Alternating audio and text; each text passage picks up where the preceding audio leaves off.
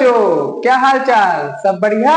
देखो, previous video में हम लोग एक्सरसाइज 1.1 कवर कर चुके हैं। आज हम लोग एक्सरसाइज 1.2 कवर करेंगे, आपके एनसीईआरटी क्लास 10th की एक्सरसाइज 1.2 जो चैप्टर है रियल नंबर्स। ठीक है, तो उससे रिलेटेड उसमें जो कुछ क्वेश्चंस हैं like √5 is an irrational number, और भी जो इरेशनल नंबर प्रूफ करने हैं, उसमें जो उससे रिलेटेड जो भी टॉपिक है, उससे रिलेटेड जो भी क्वेश्चन है, उससे पहले जो इंपॉर्टेंट टॉपिक और भी इंपॉर्टेंट क्वेश्चन जो बेसिक क्वेश्चन है उनको हम लोग पहले क्लियर करेंगे, फिर आपकी हम एक्सरसाइज पर पहुंचेंगे।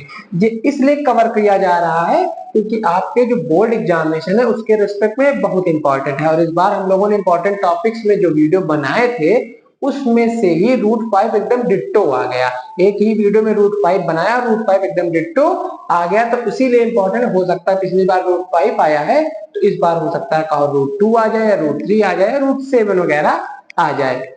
तो इसलिए सबसे पहले हम लोग उसको कवर करते हैं, फिर आपके हम एक्सरसाइज पे पहुंचते हैं। ठीक है, कोई दिक्कत तो नहीं। अच्छा, अब उसी से रिलेटेड जो पहला क्वेश्चन है, पहला जो हम लोग टॉपिक है एग्जांपल में भी आपके दिया हुआ है, और पहला क्वेश्चन क्या है कि प्रूव दैट √2 इज इरेशनल। √2 को इरेशनल प्रूफ करना है, तो कैसे प्रूफ करेंगे?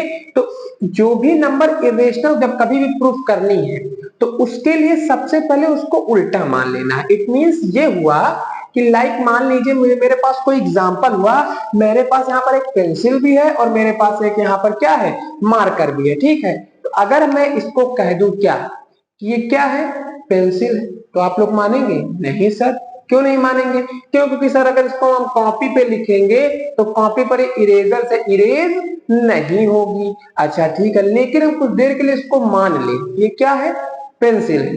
ठीक है, पेंसिल है, तो तुम इसको पेंसिल को प्रूव करने के लिए क्या करोगे कि हाँ इसको भाई पेंसिल मान लिया, ठीक है, let us consider it is a pencil. लेकिन अब पेंसिल से इसके बाद तुम लोग क्या करोगे, इसको कॉपी पे लिखोगे, तो कॉपी पे तो इरेजर से इरेज होगा नहीं।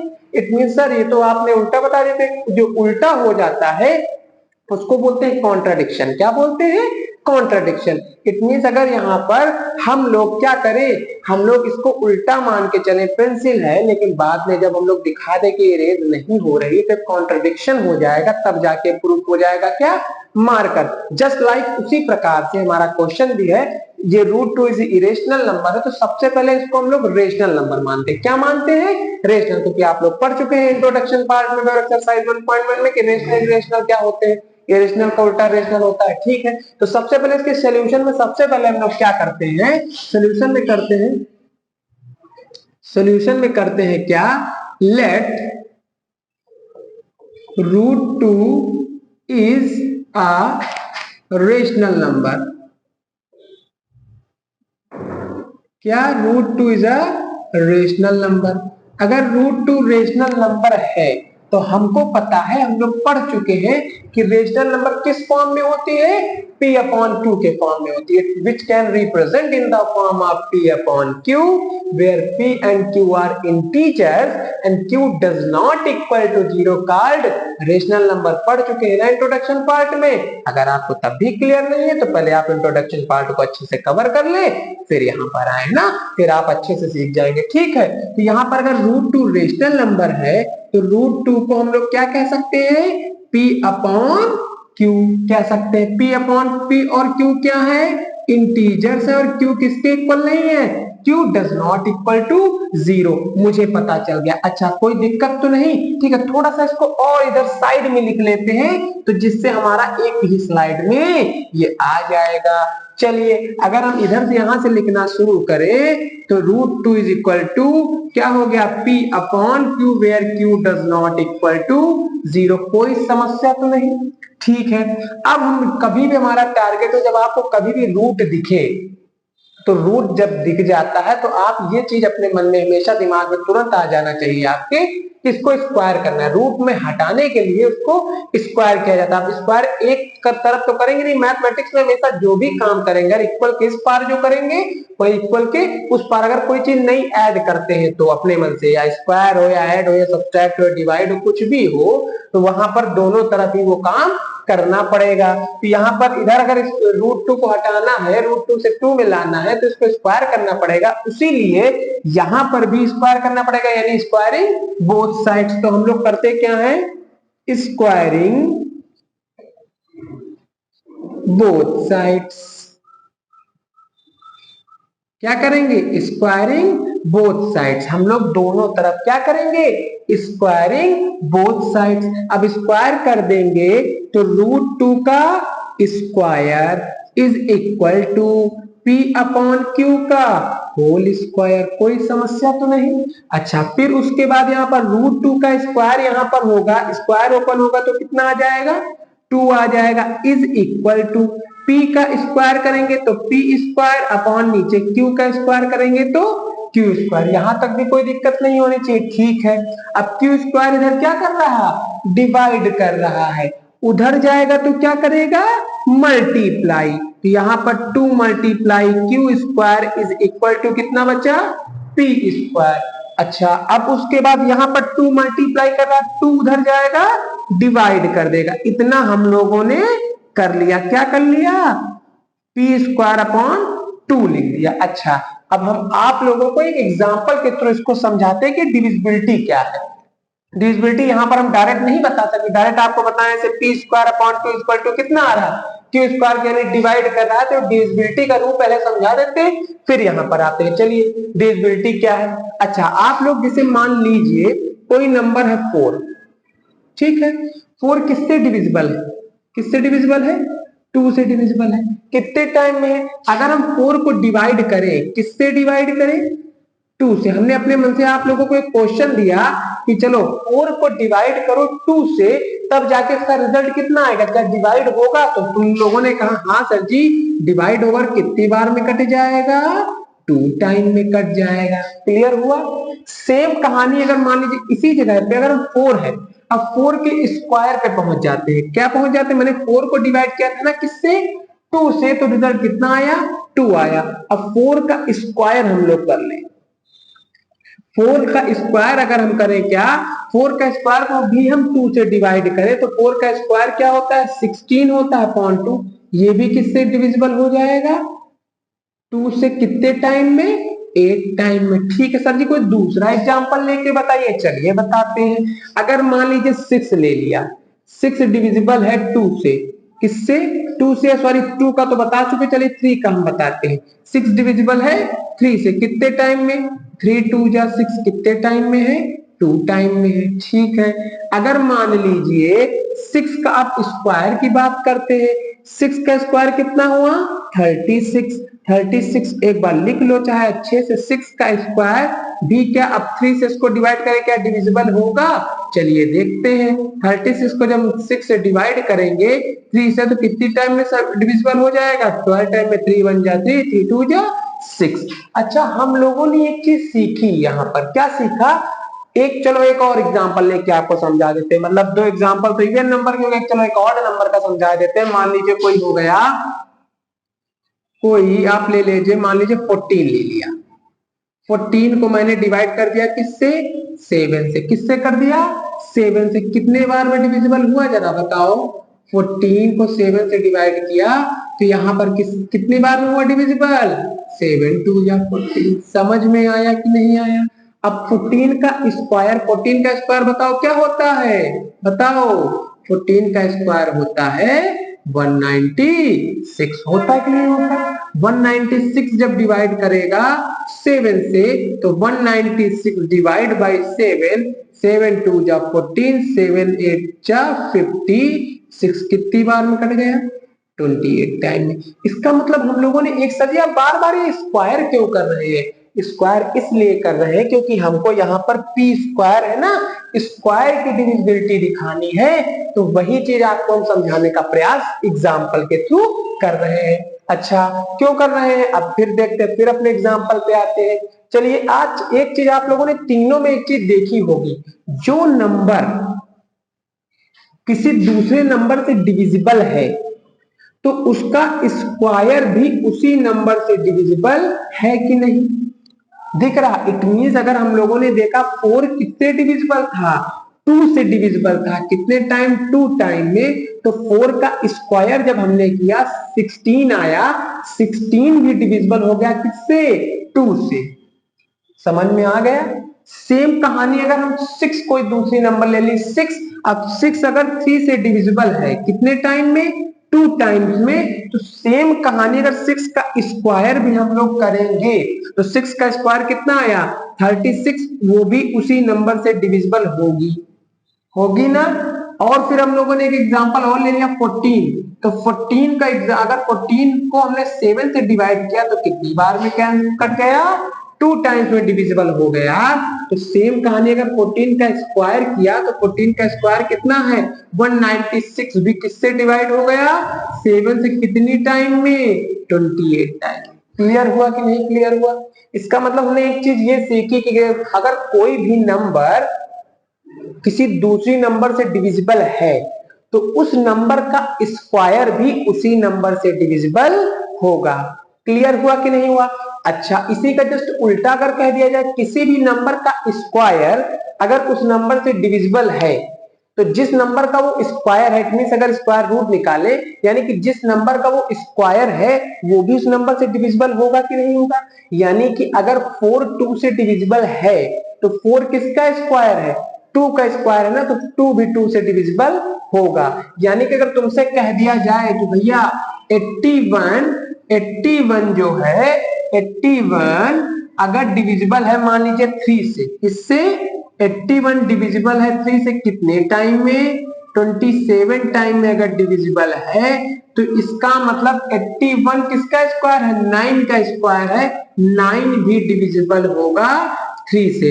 इसका उल्टा भी हम लोगों ने सीख लिया और सीधा भी सीख लिया। यानी कोई नंबर अगर स्क्वायर है, कोई नंबर अगर किसी दूसरे नंबर से डिविजिबल है तो उसका स्क्वायर भी उसी नंबर से डिविजिबल होगा। बात नंबर 1 सीखी। बात नंबर 2 क्या सीखी, कोई भी नंबर अगर डिविजिबल है, अगर उसका स्क्वायर डिविजिबल है तो वो नंबर भी उसी से डिविजिबल होगी। इसी कॉन्सेप्ट को हम इस पर कॉपी और पेस्ट करते हैं। यहां से कॉपी किया, यहां पर पेस्ट कर दिया और आपका बिल्कुल आसान हो गया। कॉपी पेस्ट तो आप लोगों को आता ही होगा, आता है कि नहीं आता है। अच्छा, अब इसको हम इरेज कर देते हैं। आपको कॉन्सेप्ट तो क्लियर हो ही गया है। तो अगर आप लोग चाहें तो चलो इतना तो इरेज ही कर दिया है, इतना चाहे तो आप लोग स्क्रीनशॉट कर सकते हैं। हालांकि आप लोगों को समझ में आ गया होगा, है ना। सब चीजों को नहीं नोट्स पे अपने लिखना है, कुछ चीजें दिमाग में भी बैठानी है। अगर दिमाग में बैठ गए ना तो मैथमेटिक्स एकदम खेल लगेगा, खेल, है ना। खेल खेलते हो ना उसी प्रकार से खेल लगेगा। सबको सिखाओगे मैथ, हमारे साथ रहते रहते आप लोग खुद भी सीखोगे और दूसरे को भी सिखाओगे ना। ठीक है। अच्छा, तो इसका मतलब हम लोगों ने ये समझा क्या कि यह if p square is divisible by 2 then also p is divisible by 2। Clear हो गया कि किसी का स्क्वायर अगर उस नंबर से डिविजिबल होता है तो p भी डिविजिबल होगा। तो यहीं पे हम लोग लिख लेते हैं if p square is divisible by 2 then p is also divisible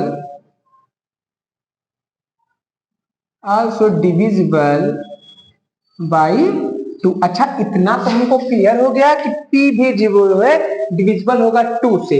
अब वो जो एग्जांपल लिखा था चलो उसको एक बार फिर से लिखे देते हैं। क्यों लिखे देते हैं अभी आपको हम समझाते हैं। देखो यहाँ पर 2 से हुआ, 4 का भी स्क्वायर किया था तो 4 का स्क्वायर कितना आया था 16 आया था कि नहीं आया था, आया था ना। तो यहाँ पर 16 को जब हमने डिवाइड किया था 2 से तो कितनी टाइम में कैंसिल हो गया था 8 टाइम में हो गया था। दूसरा भी एक एग्जांपल ले लेते हैं जो हम लोगों ने 6 वाला लिया था। 6 डिवाइड किया था 3 से, तो यानी कि 6 डिवाइड बाई 3 तब जाके रिजल्ट कितना आया था आप लोग सीख चुके हैं। 2 6 का स्क्वायर किया था तो 36 को जब हमने डिवाइड किया था, यहाँ पर 6 के स्क्वायर को जब हमने डिवाइड किया था 3 से 36 को, तो इट मींस रिजल्ट कितना आया था 36 डिवाइड बाई 3 रिजल्ट आया था 12। अच्छा, एक चीज ये बताइए आप कि 12 कैसे आया, यहाँ पर 2 कैसे आया, यहाँ पर 8 कैसे आया, यहाँ पर 2 कैसे आया, कैसे आया बताइए, बताइए कैसे आया। अब देखिए हम बताते हैं कैसे आया। अगर मान लीजिए यहाँ पर 2 है, 2 को यहाँ पर डिवाइड किया 4 से, 4 को डिवाइड किया 2 से, कितने टाइम में गया 2 टाइम में गया ना। तो 2 टाइम यानी कि 2 का टेबल आपने कितने टाइम पढ़ा 2 टाइम पढ़ा। इट मींस आपने इसका रिजल्ट ऐसे निकाला 2 2 जा 4 निकाला कि नहीं निकाला, फिर अगर जब 16 को आपने डिवाइड किया था तो 16 को जब डिवाइड किया था 2 से, तो 2 का टेबल कितने टाइम पढ़ा कि 16 आया? 8 टाइम पढ़ा, यानी कि आपने 2 का टेबल 8 टाइम पढ़ा तो कितना आया? 16 आया। फिर उसी तरीके से आपने इसको जब किया, 6 को डिवाइड किया 3 से, तो यहाँ पर जब 3 को डिवाइड, 3 का टेबल कितने टाइम पढ़ा? 2 टाइम पढ़ा, तब जाके रिजल्ट कितना आया? 6 आया। फिर उसी प्रकार से 3 का टेबल आपने कितने टाइम पढ़ा? 12 टाइम, यानी कि 3 को 12 से मल्टीप्लाई किया, तब जाके रिजल्ट कितना आया? 36 आया। इट मीन्स आपने एक चीज सीखी यहाँ पर कि जाने कि जो नंबर को हम डिवाइड करते हैं उसको जितने टाइम हमको लाना है उतने टाइम अगर पढ़ लिया जाए तो रिजल्ट उतने टाइम उसको या तो उससे मल्टीप्लाई कर दिया जाए, टाइम से मतलब मल्टीप्लाई होगा ना, तो वो डिजिट आ जाती है। ठीक है, अच्छा, लेकिन यहाँ तो हमको नहीं, अभी कॉन्सेप्ट समझ में आ गया ना? जब कॉन्सेप्ट समझ में आ गया तो सेम कहानी इसमें भी यही है। अब 2 को तुमने 2 टाइम पढ़ा तो 4 आया, 2 को तुमने 8 टाइम किया तो 16 आया, 3 को तुमने 2 टाइम किया तो 6 आया, 3 को तुमने 12 टाइम किया तो 36 आया।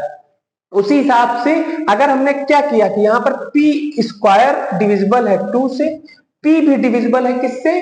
2 से, तो 2 का टेबल कितने टाइम किया जाए कि रिजल्ट p आ जाए? मुझे नहीं पता, तो हमने मान लिया कितने टाइम पढ़ा जाए, कितने टाइम 2 को अगर मैंने कहा कि r से मल्टीप्लाई कर दिया जाए, किससे मल्टीप्लाई कर दिया जाए? r से मल्टीप्लाई करें। अपने में से तुमको चाहो, आप लोग चाहें तो कोई भी अल्फाबेट आप लोग ले सकते हैं, कोई जरूरी नहीं कि आप p ही ले, q ही ले, r ही ले। ये तो आसानी है कि p q r में हम लोगों ने पढ़ा है, तो उसीलिए p q r में पढ़ाया जा रहा है। ठीक है ना? आप लोग कोई भी चाहे तो कुछ भी पढ़ सकते हैं, अल्फाबेट के हिसाब से ABC XYZ कुछ भी लिख सकते हैं। ठीक है, क्यों करना चाहिए? तो ठीक है, अगर हमने क्या किया, ये डिविजिबिलिटी दिखाई है, तो डिविजिबिलिटी में हम लोग यहां से इसको कर लेते हैं इसे। तो डिविजिबिलिटी दिखाने के लिए क्या करेंगे? Let p is equal to कितने टाइम? 2 का टेबल मैंने कितने टाइम आपको बताया? r टाइम ना। तो p की वैल्यू किसकी भाई? 2 का टेबल मैंने 2 को मैंने r से मल्टीप्लाई कर दिया, तब जाके रिजल्ट मुझे क्या मिल गया? p मिल गया। तो उसी को मैंने लिख लिया क्या? 2r। समझ में आ गया? ठीक है, तो इसको मैंने इक्वेशन फर्स्ट बना ली और इसको हमने इक्वेशन सेकंड बना ली। यहां तक भी कोई दिक्कत नहीं, समझ में आ गया? अगर इस क्वेश्चन को आप समझ जाएंगे तो आने वाले जितने भी क्वेश्चन है, √3, √7, √5 सब कर ले जाएंगे बिना हमारे बताए हुए, बिना देखे हुए वीडियो ऐसे ही। केवल एक कॉन्सेप्ट को देखेंगे आप समझ जाएंगे। ठीक है, तो उसमें जो है अगर हम p इक्वल टू क्या किया मैंने? 2r कर दिया, तो p के प्लेस से फ्रॉम इक्वेशन 1 and 2,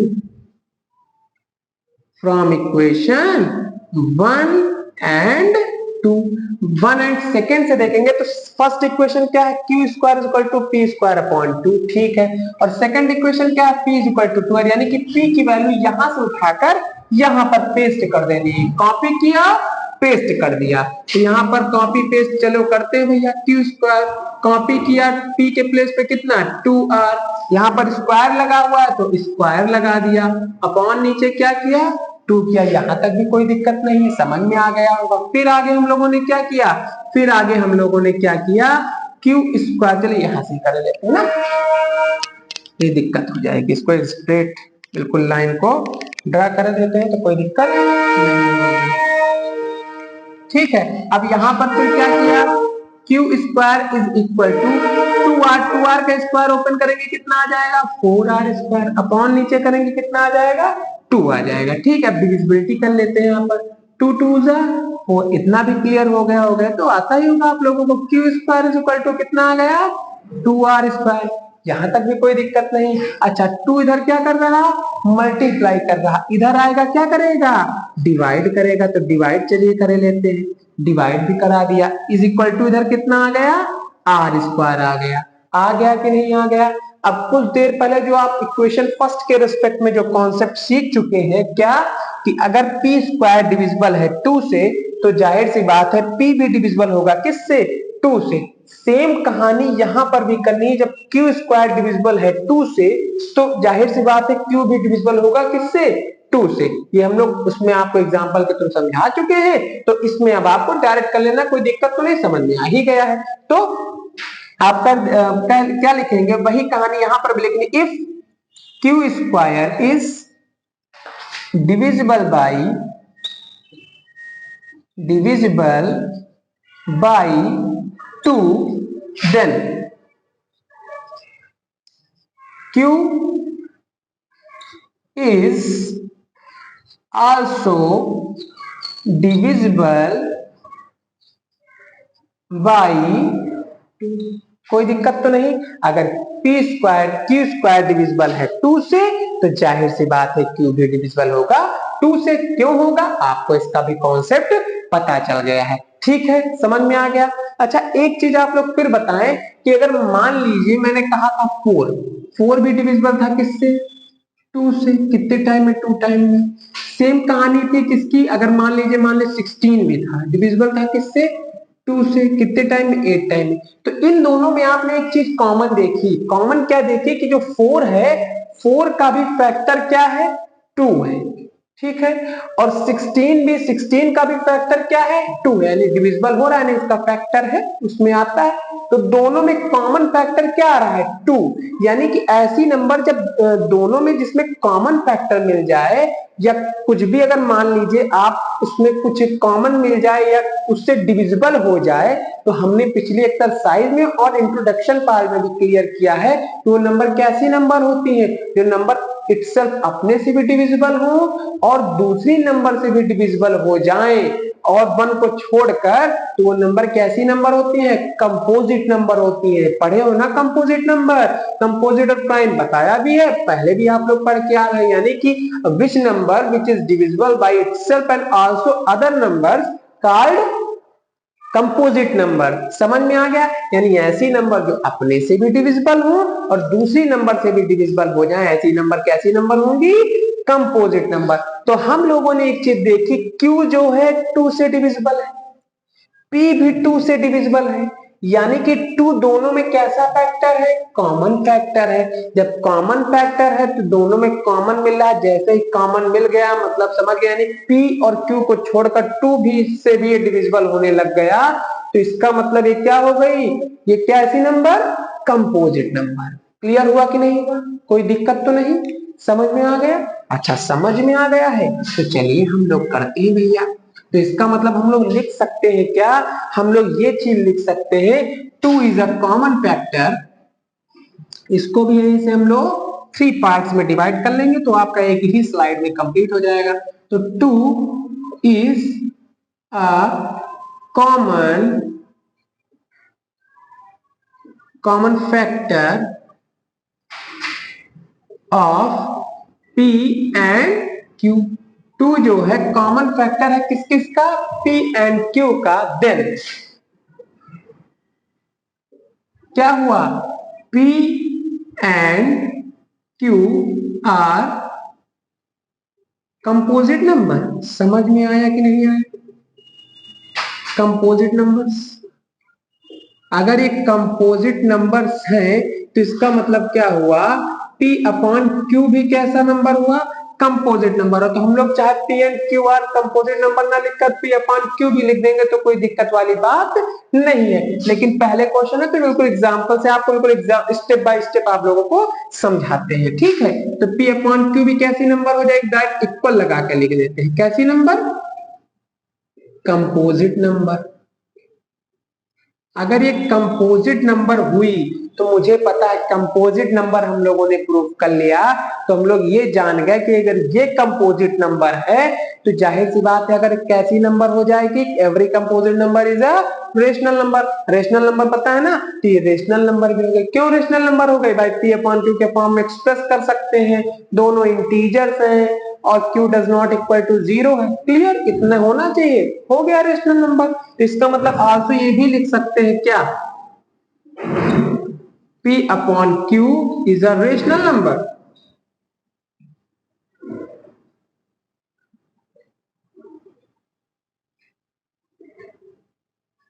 अगर ये रेशनल नंबर हो गई तो, लेकिन ये तो सर जी आपने ये rational number P upon Q rational number हुई तो मैंने P अपॉन Q किसको लेट किया था, किसको माना था, √2 को। तो √2 भी कैसी नंबर हो गई, रेशनल नंबर हो गई ना।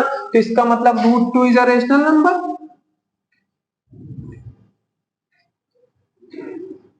√2 is a rational number.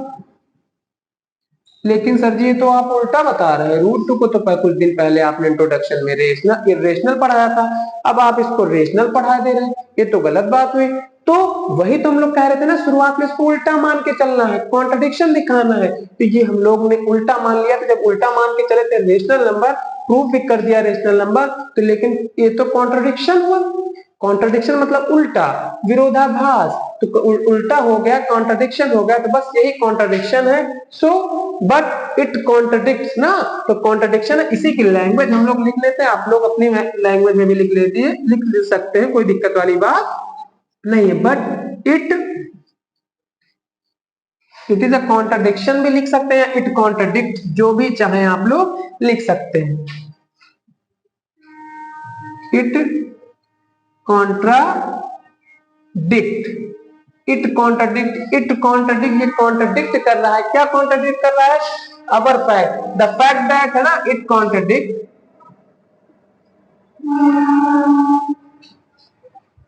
The fact that, अपना फैक्ट क्या था? √2 is a rational number, √2 is a rational number, वहीं पे हम लोग लिखे देते हैं ना, जगह कम है तो उसी में लिखे रहते हैं। But it contradict the fact that √2 is a rational number. आप दूसरी भी लैंग्वेज लिख सकते हैं क्या? But it is a contradiction, our fact क्या है अपना, कि √2 is a rational number, so our assumption is wrong, है ना। सो अवर एजम्पशन इज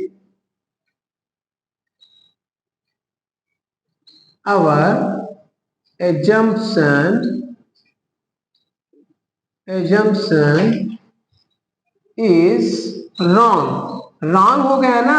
अपना एजम्पशन जो हम लोगों ने एजम्पशन माना था रेशनल नंबर वाला, वो तो हो गया रॉन्ग, गलत हो गया। तो राइट क्या होगा? जो रॉन्ग प्रूफ करें तो राइट क्या होगा? तो राइट होगा, जब रेशनल तो रॉन्ग हो गया, तो इरेशनल हो जाएगा कि नहीं हो जाएगा? तो √2 इज एन इरेशनल नंबर, या √2 इज इरेशनल, कोई दिक्कत तो नहीं, इरेशनल नंबर। आप लोग ये लैंग्वेज को रटना नहीं है कि नहीं सर जी ने बता दिया तो हम आप उन्हीं की लैंग्वेज लिखेंगे, रटेंगे ना। आप लोग तो इंग्लिश मीडियम के छात्र हैं, है ना, एनसीईआरटी पढ़ रहे हैं, बहुत शुरुआत से पढ़ते चले आ रहे हैं, तो आप लोग अपनी भाषा में कुछ भी लिख सकते हैं। इसकी हिंदी मीन्स यही है कि एक कॉन्ट्रडिक्शन कर रहा है, ये विरोधाभास है, उल्टा है, कि अपना फैक्ट क्या, अपना fact √2 is a rational number. तो ये तो कॉन्ट्रडिक्शन हो गया, जब कॉन्ट्रडिक्शन हो गया तो हमारा जो एजम्पशन था, जो हम लोगों ने माना था, वो रॉन्ग हो गया, गलत हो गया। तो रूट, हमारा एजम्पशन जब रॉन्ग हो गया तो राइट क्या होगा? √2 इज एन इरेशनल नंबर। समझ में आ गया? कोई दिक्कत तो नहीं? अगर कोई भी दिक्कत है तो आप कमेंट बॉक्स में इसको बता सकते हैं, और आप लोग इसका स्क्रीनशॉट ले लीजिए, फिर हम आप अगले क्वेश्चन की ओर, अगले टॉपिक की ओर, अगला जो इंपॉर्टेंट टॉपिक है उस पर पहुंचे। आप लोग इसका स्क्रीनशॉट ले। बच्चों अभी हम लोग √2 is an irrational number prove कर चुके हैं, अब आती है आपकी एक्सरसाइज की बारी, ठीक है। तो एक्सरसाइज जो है आपकी, एक्सरसाइज 1.2 एनसीईआरटी 1.2 में पहला क्वेश्चन है, prove that √5 is an irrational number, ठीक है। तो सबसे पहले एक्सरसाइज 1.2 हम लोग डालेंगे, फिर अपना चलेंगे, स्टार्ट कर दिया जाएगा ना, एक्सरसाइज 1.2, ठीक है। अब एक्सरसाइज 1.2 में हम लोगों ने क्या किया, पहला प्रूफ क्या करना है, पहला क्वेश्चन है, प्रूव दैट √5 इज इरेशनल, है कि नहीं है? √5 इज इरेशनल।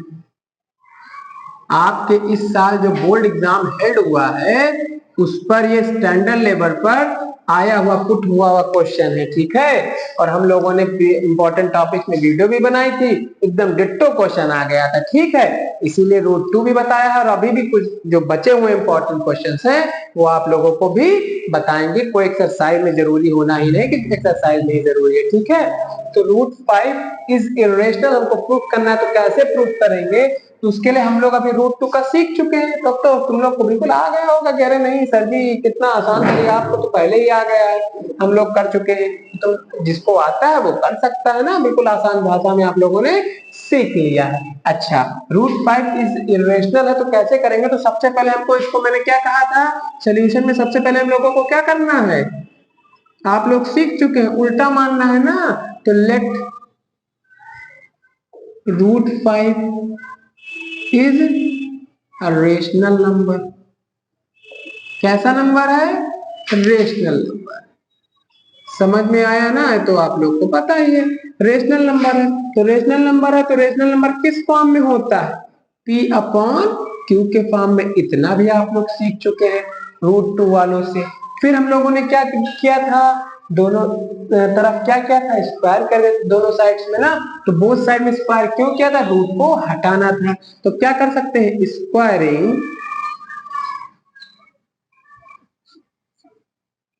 Both sides.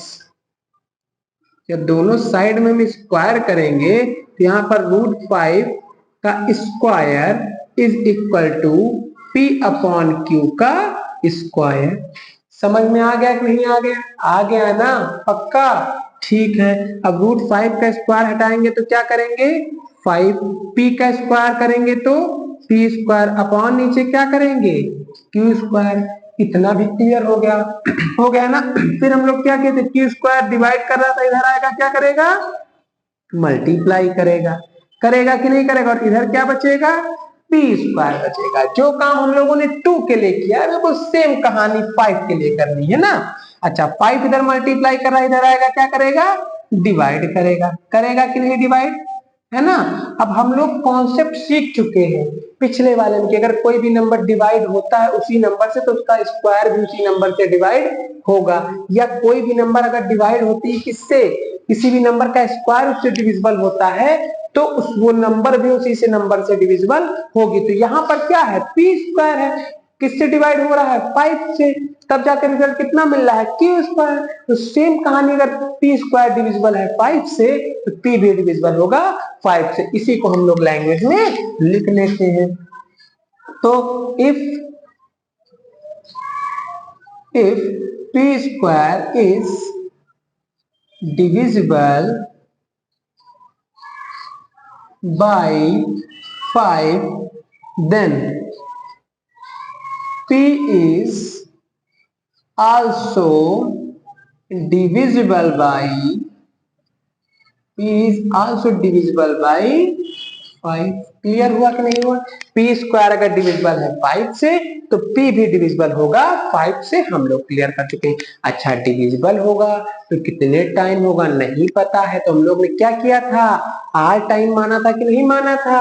तो यहाँ पर भी सेम करना है। क्या करना है भाई, 5 को मैं अगर आर से मल्टीप्लाई कर दूं, हम लोग मल्टीप्लाई कर दें तो रिजल्ट हमको क्या मिल जाएगा, पी मिल जाएगा। तो उसी को लेट कर लेना है। क्या लेट करना है, इसको अब यहां से ऐसे बना लेते हैं ना, तो बना ही लेते हैं, इतना ना करके ऐसे।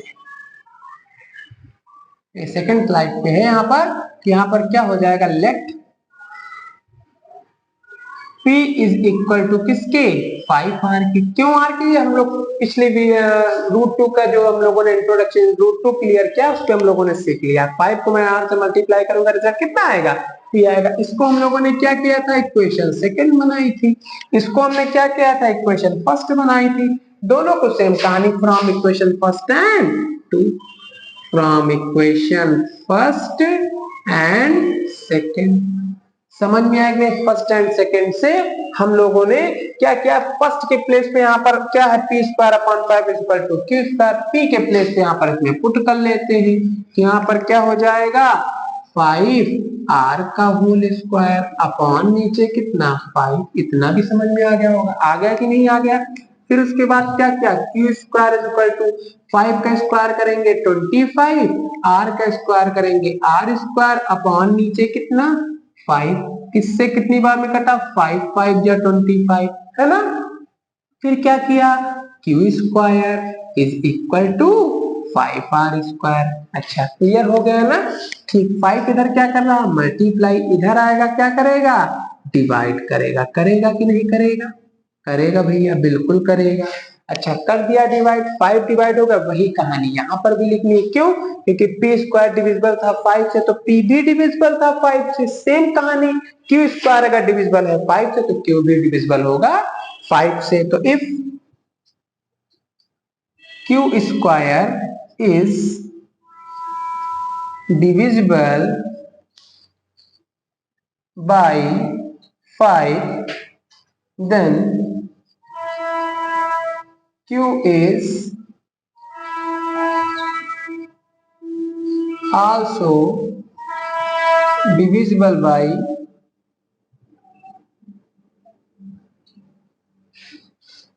if q square is divisible by 5 then q is also divisible by 5, यानी कि अगर q स्क्वायर डिविजिबल है 5 से तो q भी डिविजिबल होगा 5 से। क्यों होगा आप लोग समझ चुके हैं, कॉन्सेप्ट पूरी तरीके से आप लोगों को आ चुका है, दिमाग में एकदम फीड हो चुका है। कॉपी पर पेस्ट आप लोगों ने ऑलवेज सेव डेटा में रख लिया है। सेव डेटा कर लिया कि नहीं कर लिया है?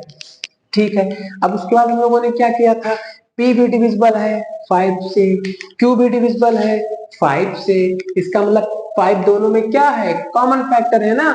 तो वही हम लोगों ने क्या किया था, वही हम लोगों ने किया था क्या कि 5 is a common factor,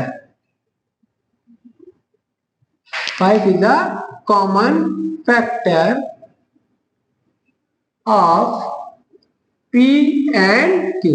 P and Q का 5 अगर कॉमन फैक्टर है तो P अपॉन Q या P एंड Q कैसी नंबर हुई, कंपोजिट नंबर हुई। So then P and Q are composite numbers. हुई कि नहीं हुई कंपोजिट नंबर? अगर एक कंपोजिट नंबर हुई तो हमको एक चीज पता है कि ये कंपोजिट नंबर, तो जाहिर सी बात है P अपॉन Q भी कैसी नंबर हो गई, कंपोजिट नंबर। अगर एक कंपोजिट नंबर हुई तो कंपोजिट नंबर हुई तो कैसी नंबर हो गई, रेशनल भी हो गई है ना, हो गई कि नहीं हो गई। तो P upon Q is a rational number. समझ में आया कि नहीं आया? क्यों रेशनल नंबर हुई, हमको पता है कंपोजिट नंबर है तो जाहिर सी बात है रेशनल नंबर होंगी। क्यों होंगी, अभी आप लोग कुछ देर पहले सीख चुके हैं, तो अब हम लोगों ने ऐसे डायरेक्ट लिख दिया, कोई दिक्कत तो नहीं सर? ठीक है। अच्छा रेशनल नंबर हो गई है, तो रेशनल नंबर हुई तो लेकिन सर ये तो कॉन्ट्रडिक्शन हुआ, कॉन्ट्रडिक्शन हो गया ना। क्यों? क्योंकि रेशनल नंबर थोड़ी ना सर आप कभी बता सकते P अपॉन Q किसको माना मैंने, √5 को माना, तो √5 is a rational number.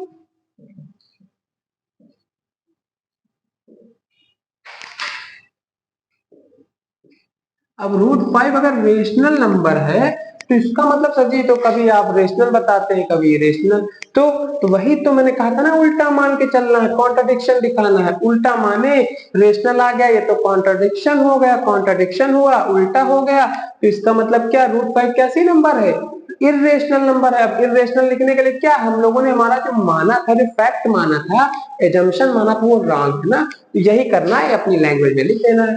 But it is a contradiction. चलिए इसमें दूसरी लैंग्वेज थोड़ी सी लिखा दें, वही लिख दे, एक ही अच्छा लिखे रहे, इट कॉन्ट्राडिक्ट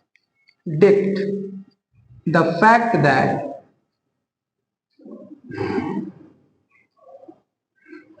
अपना फैक्ट क्या है, √5 इज अ रेशनल नंबर। क्या है, √5 एक रेशनल नंबर है, अपना फैक्ट था जो कि गलत है। सो अवर एजम्पशन, अवर एजम्पशन क्या हो गया, इज रॉन्ग। हुआ कि नहीं हुआ? क्यों हुआ? क्योंकि वो इरेशनल था, आपने सभी इसका कॉन्ट्रडिक्शन दिखा दिया, तो जाहिर सी बात है ये उल्टा ही होगा। अवर एजम्पशन अगर रॉन्ग है तो राइट क्या है, रेशनल नंबर। इरेशनल नंबर तो √5 इज एन इरेशनल नंबर। समझ में आया कि नहीं आया? आ गया ना, इरेशनल नंबर। कोई दिक्कत तो नहीं, यही हमको प्रूफ करना था। आप लोग इसका पहले स्क्रीनशॉट कर लीजिए, है ना, स्क्रीनशॉट कर लीजिए, ठीक है। अच्छा, इरेशनल नंबर आपको क्लियर हो गया, कोई दिक्कत तो नहीं। इंपॉर्टेंट है आपके बोर्ड एग्जामिनेशन के लिए, एक ना एक क्वेश्चन आना तय है इसमें, समझ में आ गया। गारंटी है कि √2, √3, √5, √7 में से एक क्वेश्चन आना ही आना, कोई ना कोई आएगा। हो सकता है इस बार √5 आया तो √2 आ जाए, या √3 आ जाए, √7 आ जाए। √3 और √7 के रिस्पेक्ट में भी हम आपको भी क्वेश्चन कराएंगे, ठीक है। अच्छा, इतना हो गया ना। किसी भी प्रकार की कोई समस्या हो तो आप कमेंट बॉक्स में बता सकते हैं। ये लैंग्वेज कोई जरूरी नहीं है, आप अपने मन से भी लैंग्वेज लिख सकते हैं। आपका हिंदी मीन्स आपका इसको पता है कि हमारा फैक्ट वो रॉन्ग है। क्यों रॉन्ग है? क्योंकि एक कॉन्ट्रडिक्शन दिखा रहा है। कॉन्ट्रडिक्शन दिखा रहा है तो रूट सही, अगर रॉन्ग है तो राइट क्या होगा? इरेशनल नंबर वाला, ठीक। कोई दिक्कत नहीं। वही डिविजिबिलिटी सब में सेम कुछ करना। अगर √3 के रिस्पेक्ट में होगा तो यहाँ पर 3 से डिविजिबिलिटी दिखानी है, √7 के रिस्पेक्ट में तो √7 से डिविजिबिलिटी दिखानी, 11 से √11 से है तो 11 से, इसी प्रकार से आगे करते भी रहना है। आप लोग कर सकते हैं ना, ठीक है। अब हम लोग अगले क्वेश्चन की ओर चलते हैं। हमारा अगला क्वेश्चन क्या है? क्वेश्चन नंबर 2 है ना। तो क्वेश्चन नंबर 2 क्या है? चलिए भैया पढ़ाते हैं क्वेश्चन। और क्वेश्चन नंबर 2 तो बहुत आसान है, ये तो फिर भी इतनी कहानी इसमें लिखनी पड़ी थी। क्वेश्चन नंबर 2 बहुत बहुत आसान है। चलिए, कैसे आसान है सर जी? आप तो सारे क्वेश्चन कहते हैं आसान। चलिए हम बताते हैं कैसे आसान है। और अभी आप लोगों से वो भी पूछा जाएगा, क्या क्या आप लोगों ने होमवर्क किया कि नहीं किया? कल जो होमवर्क दिया था आप लोगों ने किया कि नहीं किया है? किया होगा तो हम कमेंट बॉक्स में देखेंगे अभी कि आप लोगों ने किसने किसने हाथ उठाया अपना, भाई किया है ना। तो अब इसका दूसरा क्वेश्चन क्या है? दूसरा क्वेश्चन है प्रूव दैट 3 + 2√5 इज इरेशनल। क्या है दूसरा question? Prove that 3 + 2√5 is irrational. इससे पहले हम लोग √5 को इरेशनल प्रूव कर चुके हैं, √2 को भी सीख चुके हैं। तो अब हमारा एक्सरसाइज 1.2 का क्वेश्चन नंबर 2 है, प्रूव दैट 3 + 2√5 इज इरेशनल। इसको कैसे प्रूव करेंगे? तो सेम जैसे हम लोग √5 और √2 को कर चुके हैं वैसे ही इसमें करना है। अब इसमें क्या करना है? सबसे पहले इसमें हम लोगों ने क्या किया था? लेट किया था ना। 3 + 2√5 इज अ रेशनल नंबर। उसको हम लोगों ने क्या माना था? रेशनल नंबर माना था ना। तो इसको भी वैसे ही करना है। कैसे करना है? इसको भी हमको रेशनल नंबर मान के चलना है, ठीक है। अब रेशनल नंबर हम मान के चलेंगे तो रेशनल नंबर मुझे पता है किस फॉर्म में होती है? P/Q के फॉर्म में, जहां पर P और Q क्या होते हैं? इंटीजर होते हैं। और Q किसके इक्वल नहीं होता है? 0 के इक्वल नहीं होता। इतना हम लोगों को क्लियर था, ठीक है। अब उसके बाद हम लोगों का इस टाइप के जब कभी भी नंबर आए कि रेशनल प्रूफ करना हो, लाइक प्लस या माइनस से ऐड हो या मतलब जुड़े हो मैथमेटिकल ऑपरेशन से, कोई भी नंबर लाइक 3 + 2√5 है, 4 + 7√6 है, कुछ भी जो वैल्यूज है रेशनल और इरेशनल आपस में जुड़े हुए हो या सब्सट्रैक्ट कर रहे हो, तो उसमें सबसे पहला हम लोग का टारगेट होना चाहिए कि रूट वाली वैल्यू एक तरफ होनी चाहिए, वो भी ऊपर यानी न्यूमरेटर में, और बाकी सारी वैल्यू एक तरफ होनी चाहिए। तो सबसे पहला काम हमारा ये है कि रूट वाले को सेपरेट करना।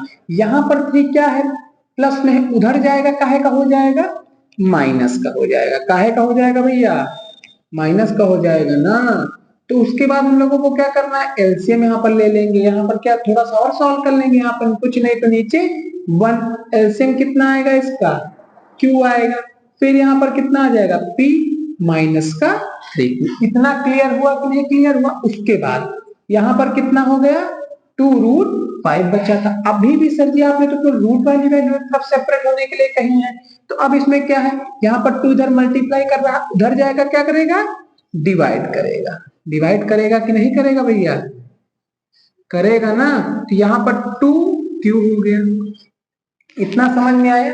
ठीक। अब आपको एक तरफ सेपरेट हो गया √5, बाकी सारी वैल्यू एक तरफ सेपरेट हो गई। तो अब आप लोग चाहें तो √5 वाली वैल्यू वैसे जो प्रूफ करके आ रहे हैं वैसे भी कर सकते हैं, लेकिन इस क्वेश्चन को उतना बढ़ाने की आवश्यकता नहीं, बिल्कुल नॉर्मल तरीके से भी किया जा सकता है। कैसे किया जा सकता है, पहले कुछ एग्जांपल्स हम लोग क्लियर करते हैं, फिर यहाँ पर आते हैं। चलिए, तो मैंने कुछ लिख दिया, मान लीजिए लाइक लिख दिया 8 + 4 = 12, मान लीजिए लिख दिया 13 - 6 = 7, और मान लिख दिया मैंने -5 + 6 = 1, या -2 + का 1 = -1। अब फिर लिख दिया 7 × -2 = -14। फिर हम लोग अगर लिखना चाहे, मान लो लिख दिया 5 × 6 = 30। चलिए इतना लिख दिया, इतना सफिशिएंट है आपको समझाने के लिए। तो सर जी प्लस माइनस और मल्टीप्लिकेशन सिखा रहे हैं क्या? ऐड, एडिशन, सब्ट्रैक्शन, मल्टीप्लिकेशन, कौन सा मैथमेटिकल ऑपरेशन सिखा रहे हैं? तो अब हम लोग जो है क्या सीखते हैं, तो सबसे पहले सिखा नहीं रहे, आपको बताया जा रहा है क्या। देखिए 8 क्या है, इंटीजर है कि नहीं है। 4 क्या है, इंटीजर है कि नहीं है। दोनों के बीच में हम लोगों ने क्या किया, प्लस किया, ऐड किया।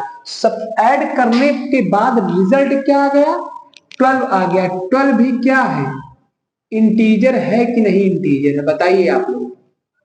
ठीक है, ये हो गया।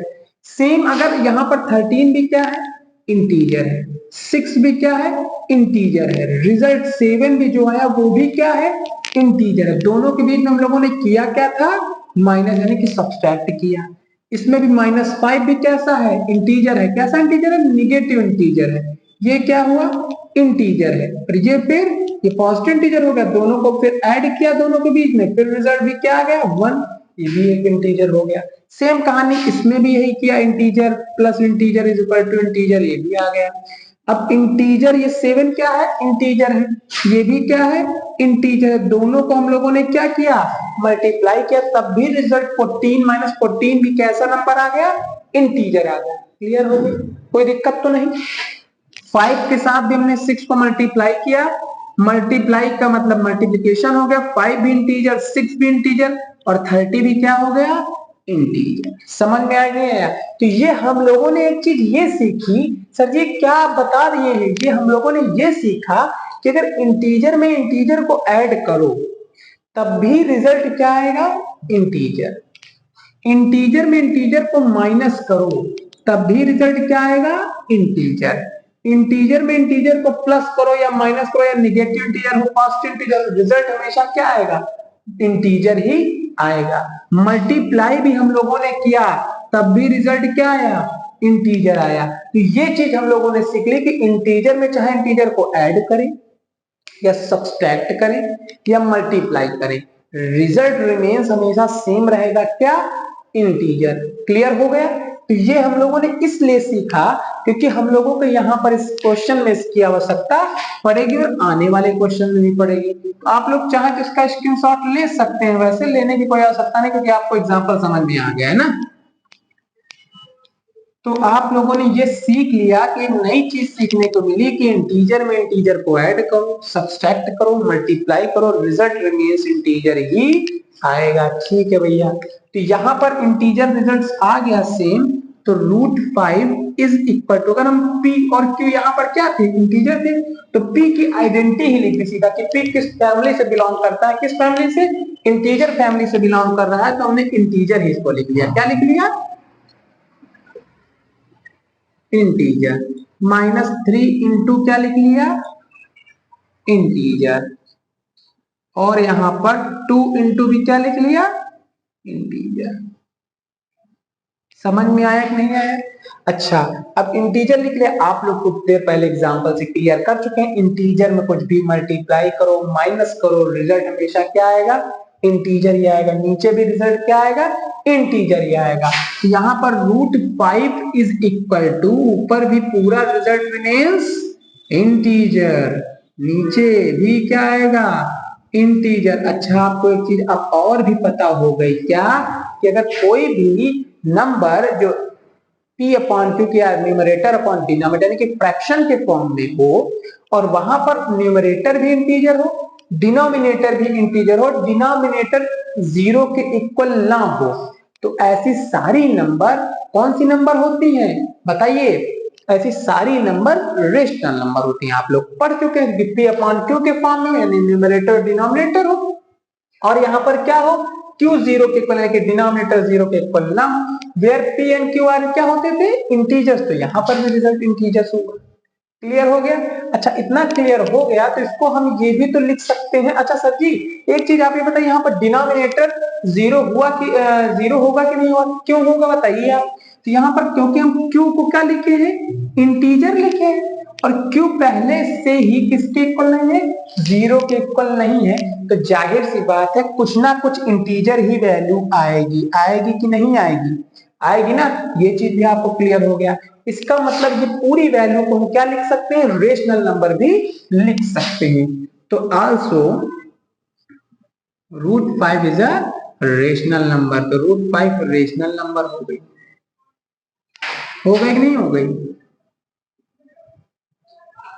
अगर √5 रेशनल नंबर है तो 3 कैसा नंबर था? पहले रेशनल था। 2 कैसा नंबर था? रेशनल था। √5 को आप लोगों ने रेशनल प्रूफ कर लिया है यहाँ पर, तो जाहिर सी बात है पूरी नंबर कैसी नंबर हो गई? रेशनल नंबर हो गई। तो हम इसको भी लिख सकते हैं क्या? 3 + 2 √5 is a rational number. Equal to भी लगा सकते हैं, आप लिख सकते हैं, कोई दिक्कत वाली बात नहीं। अच्छा सर जी, लेकिन ये तो फिर वही बात हो गई, उल्टा आप बता रहे हैं। तो वही उल्टा तो ही मान के चले थे ना, उल्टा ही मानकर प्रूफ करना है। उसी के बाद तो हम लोग जो है करेंगे कि इसका कॉन्ट्रडिक्शन दिखाएंगे। तो कॉन्ट्रडिक्शन हो गया, बस सेम कहानी वहां पर भी कर देनी, कॉन्ट्रडिक्शन दिखाना है। But it is a contradiction. होगा कि नहीं होगा? ये कॉन्ट्रडिक्शन है कि नहीं? कॉन्ट्रडिक्शन है। और कैसा कॉन्ट्रडिक्शन है? दैट कैसा कॉन्ट्रडिक्शन है कि ये जो है कैसे नंबर? रेशनल नंबर नहीं है। That 3 + 2 √5 is a rational number. तो ये कॉन्ट्रडिक्शन हुआ। कॉन्ट्रडिक्शन क्या हुआ कि ये 3 + 2 √5 रेशनल नंबर नहीं है, विरोधाभास है, उल्टा है। तो भैया अपना जो हम लोगों ने मान के चले थे, जो एजम्पशन माने थे कि 3 + 2 √5 रेशनल नंबर, वो क्या हो गया? रॉन्ग हो गया। सो अवर assumption is wrong। अगर अपना assumption wrong होगा तो right क्या होगा? therefore 3 + 2 √5 is an irrational number। समझ में आया कि नहीं आया? कोई दिक्कत तो नहीं? आपका कंप्लीट होता है ना, तो फिर से आप अगर देखना चाहे देख सकते हैं क्या कि हमने सबसे पहले क्या माना? लेट सबसे पहले हमको उल्टा मान के चलना। 3 + 2 √5 को आपने क्या माना? रेशनल माना। मान लिया। रेशनल नंबर किस फॉर्म में होती है? P/Q के फॉर्म में, जहां पर P और Q क्या होते हैं? इंटीजर होते हैं। और Q किसके इक्वल नहीं होता? जीरो के इक्वल नहीं होता। इतना क्लियर हो गया? ठीक है। फिर अगला टारगेट हमारा था कि जब कभी भी मैथमेटिकल ऑपरेशन से इरेशनल और रेशनल जुड़े तो सबसे पहले ये टारगेट है कि यानी कि रूट वाली वैल्यू एक तरफ कर लें, बाकी सारी वैल्यू एक तरफ कर लें। तो यहाँ पर 3 इधर प्लस का था, उधर जाएगा, काहे का हो गया? माइनस का हो गया। हम लोग चाहे तो एलसीएम ले लें। एलसीएम लिया तो नीचे क्यू एलसीएम आया, इससे इसको मल्टीप्लाई किया, P - 3Q आ गया। क्लियर हुआ? फिर क्या कहने सर जी, इसमें अभी भी कुछ बच रहा है। क्या बच रहा है? 2 बच रहा है। 2 इधर मल्टीप्लाई कर रहा है, उधर जाएगा, क्या करेगा? डिवाइड करेगा। इतना हमको क्लियर हो गया कि नहीं क्लियर हो गया? तो P - 3Q अपॉन 2Q। ठीक, ये भी क्या हुई? P क्या था? इंटीजर था, मान के चले थे ना। Q क्या था? इंटीजर था। नीचे भी Q क्या था? इंटीजर। 3 और 2 तो पहले से इंटीजर है। हम लोग एग्जाम्पल के थ्रू सीख चुके हैं कि इंटीजर में कुछ भी माइनस करो, कुछ भी प्लस करो, कुछ भी मल्टीप्लाई करो, रिजल्ट रिमेंस इंटीजर ही आएगा। तो यहाँ पर भी इस पूरे का रिजल्ट, मैंने P को इंटीजर लिख लिया, Q को भी इंटीजर लिख लिया। लिख सकते हैं, लिख दिया तो यहाँ पर भी रिजल्ट क्या है? Integer upon integer. ठीक, मुझे पता है कि इंटीजर अपॉन इंटीजर को हम और दूसरे फॉर्म में भी लिख सकते हैं, क्या, रेशनल नंबर। क्यों? क्योंकि p अपॉन q के फॉर्म में होता है, q जीरो के इक्वल यानी कि डिनोमिनेटर जीरो नहीं है। इतना क्लियर हो गया? इतना क्लियर हो गया तो अगर √5 रेशनल हुआ तो जाहिर सी बात है पूरी नंबर भी कैसी नंबर हो गई? रेशनल नंबर हो गई। क्यों हो गई? आप सीख चुके हैं क्योंकि √5 को रेशनल प्रूव कर चुके हैं, बाकी दोनों तो पहले से ही रेशनल थी, पूरी नंबर रेशनल नंबर हो गई। अब क्या करेंगे? तो सर जी आपने उल्टा बता दिया, कॉन्ट्रडिक्शन तो यही तो दिखाना था ना, contradiction, but it is a contradiction that क्या 3 + 2√5 इज अ रेशनल नंबर। अब रेशनल नंबर हो गई तो अपना एजम्पशन क्या हो गया? रॉन्ग हो गया, गलत हो गया। Our assumption was wrong, is wrong, therefore assumption जब रॉन्ग होता है राइट क्या हुआ? राइट हुआ कि 3 + 2√5 है इरेशनल। समझ में आ गया? आप लोग इसका स्क्रीनशॉट ले लीजिए। फिर अगर कुछ अभी भी नहीं समझ में आया तो आप कमेंट बॉक्स में बिल्कुल अच्छे तरीके से आप बता सकते हैं बेझिझक। उसके लिए हम लोग पूरी तरीके से आपके लिए तत्पर रहेंगे, बताते रहेंगे। ठीक है, तब तक आप लोग इसका स्क्रीनशॉट लीजिए, फिर हम अगले क्वेश्चन की ओर चलें। ठीक है, आपका अगला क्वेश्चन क्या है भाई? अगला क्वेश्चन आपका है क्या? क्वेश्चन नंबर 3, जिसमें आपको क्या प्रूव करना है? यही इरेशनल ही प्रूव करना है ना? करना है कि नहीं करना भैया? करना है? करना है तो बिल्कुल। क्वेश्चन नंबर आपका कौन सा होगा? 3 होगा।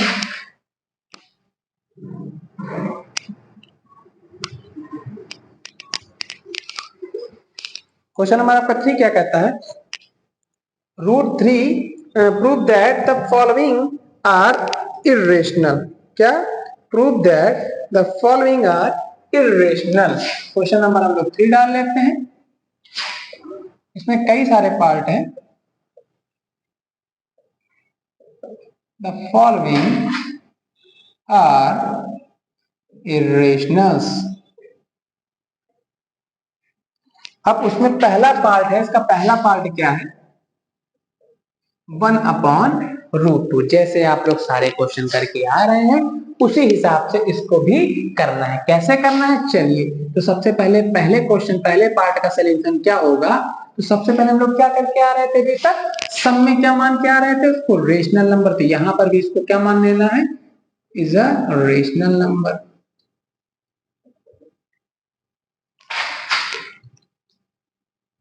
अगर ये रेशनल नंबर है तो जाहिर सी बात है 1/√2 किसके फॉर्म में होगा? p/q के फॉर्म में, जहां पर p और q क्या होंगे? इंटीजर्स होंगे। q किसके इक्वल नहीं होगा? जीरो के इक्वल नहीं होगा। इतनी चीज आपको पहले से ही क्लियर है। अच्छा, फिर नेक्स्ट टारगेट क्या रहता है कि रूट वाली वैल्यू एक तरफ होनी चाहिए। रूट वाली वैल्यू एक तरफ होनी चाहिए तो उसके लिए सबसे पहले हमको ये बात करनी है कि रूट यहाँ पर डिनोमिनेटर में, और एक चीज और भी ना, एक तरफ भी हो और वो भी न्यूमरेटर यानी ऊपर हो। लेकिन रूट वाली वैल्यू सर इधर तो एक तरफ है लेकिन ये कहां पे है? डिनोमिनेटर में। तो सबसे पहले इसको क्या करना है? ऊपर करना है ना, न्यूमरेटर में। तो क्रॉस मल्टीप्लाई कर लेते हैं। क्यू यहाँ पर डिनोमिनेटर में इधर आएगा, मल्टीप्लाई करेगा किससे? q इंटू 1 से। इससे इधर मल्टीप्लाई करेगा √2 इंटू p। √2 ऊपर आ गया है तो p इसके अलावा यहाँ पर बच्चा मल्टीप्लाई कर रहा है, इधर आएगा क्या करेगा? डिवाइड q से 1 को मल्टीप्लाई q ही होगा upon p is equal to कितना आ गया? √2। समझ में आ गया नहीं आ गया? ठीक, इतना समझ में आ गया है तो मुझे पता है क्या है q और p। अब सर जी आप लोग चाहो तो √2 वैसे भी कर सकते हो जैसे करके आ रहे थे, लेकिन अब उसको आगे करने की कोई जरूरत नहीं, ऐसे भी कर सकते हो नॉर्मल, जो इंटीजर वाला तरीका भी हम लोगों ने सीखा है। ठीक है, तो इंटीजर वाला तरीका क्या है? इंटीजर q क्या थे? इंटीजर। p क्या था? इंटीजर। तो हम q के प्लेस पे लिख सकते हैं क्या? इंटीजर। p के प्लेस पे हम लोग क्या लिख सकते हैं? इंटीजर इज इक्वल टू कितना? √2। इतना समझ में आया? ये अगर इंटीजर हो गया तो आपको पता है इंटीजर अपॉन इंटीजर अभी कुछ देर पहले सीख चुके हैं क्या कि कैसी नंबर होती थी? Rational number. तो जाहिर सी बात आप लोग लिख सकते हैं क्या? √2 also √2 is a rational number. अगर √2 रेशनल नंबर है तो रूट टू किसमें इंक्लूड था, 1/√2 में, यानी कि 1 तो पहले से रेशनल नंबर था, √2 भी रेशनल आप लोगों ने प्रूफ कर लिया है। तो पूरी नंबर होल नंबर जो भी होगी 1/√2 भी कैसी नंबर हो जाएगी, is a rational number. Rational number हो जाएगी कि नहीं हो जाएगी। लेकिन सर जी आपने फिर वही चीज की, तो वही तो कॉन्ट्रडिक्शन दिखाना था ना, उल्टा दिखाना था, उल्टा हम लोग दिखा चुके हैं, बट वही उसी क्या लिखना है, but it is a contradiction, है ना। लैंग्वेज रिमेन सब में सेम लगभग रहेगी, आप लोग अपनी लैंग्वेज में लिख सकते हैं, it is a contradiction, it is a contradiction that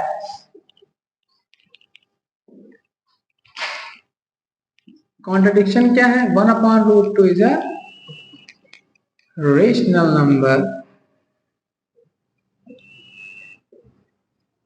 अगर 1/2 रेशनल नंबर, √2 रेशनल नंबर है, तो अपना तो ये कॉन्ट्रडिक्शन हो गया, कॉन्ट्रडिक्शन हो गया तो अपना एजम्पशन क्या हुआ, रॉन्ग। तो अगर आप लोग को अब तो लैंग्वेज मास्टर हो गए होंगे ना, बिल्कुल कैसे भी लिखना है सब समझ में आ गए होगा। अवर एजम्पशन इज रॉन्ग। अच्छा, एजम्पशन अगर रॉन्ग हो गया है तो राइट क्या हुआ, अवर एजम्पशन इज रॉन्ग, तो राइट एजम्पशन क्या होगा बताइए आप लोग, राइट एजम्पशन हो जाएगा 1/√2। therefore 1/√2 is an irrational number। Irrational number समझ में आया कि नहीं आया, कोई दिक्कत तो नहीं। अच्छा, बिल्कुल नॉर्मल क्वेश्चन उसी तरीके से था। फिर से देख लेते हैं क्या था, 1/√2 को मैंने सबसे पहले क्या माना, रेशनल नंबर माना, क्लियर हुआ। फिर रेशनल नंबर माना तो मुझे पता है किस फॉर्म में होने चाहिए, P/Q के फॉर्म में, जहां पर P और Q क्या होने चाहिए, इंटीजर होने चाहिए। इंटीजर के साथ साथ Q क्या होना चाहिए, 0 के इक्वल नहीं होना चाहिए, क्लियर। फिर हम लोगों ने क्या किया भाई, टारगेट ये था कि रूट वाली वैल्यू एक तरफ प्लस न्यूमरेटर यानी ऊपर हो, यहाँ पर डिनोमिनेटर में क्रॉस चेक कर लिया, क्रॉस मल्टीप्लाई किया तो Q इंटू 1 और रूट इंटू P। अब P इधर मल्टीप्लाई कर रहा था, इधर आएगा क्या करेगा, डिवाइड करेगा। Q और P क्या है, इंटीजर है, पहले हम लोग क्लियर कर चुके हैं, लिख चुके हैं ना। तो इंटीजर अपॉन इंटीजर, अगर इंटीजर अपॉन इंटीजर है तो हमको पता है वो क्या कैसी नंबर होती है, रेशनल नंबर होती है। 1/√2 कैसी नंबर हो जाएगी, अरे √2 अगर रेशनल है तो ये पूरी नंबर कैसी नंबर हो जाएगी, रेशनल नंबर हो जाएगी।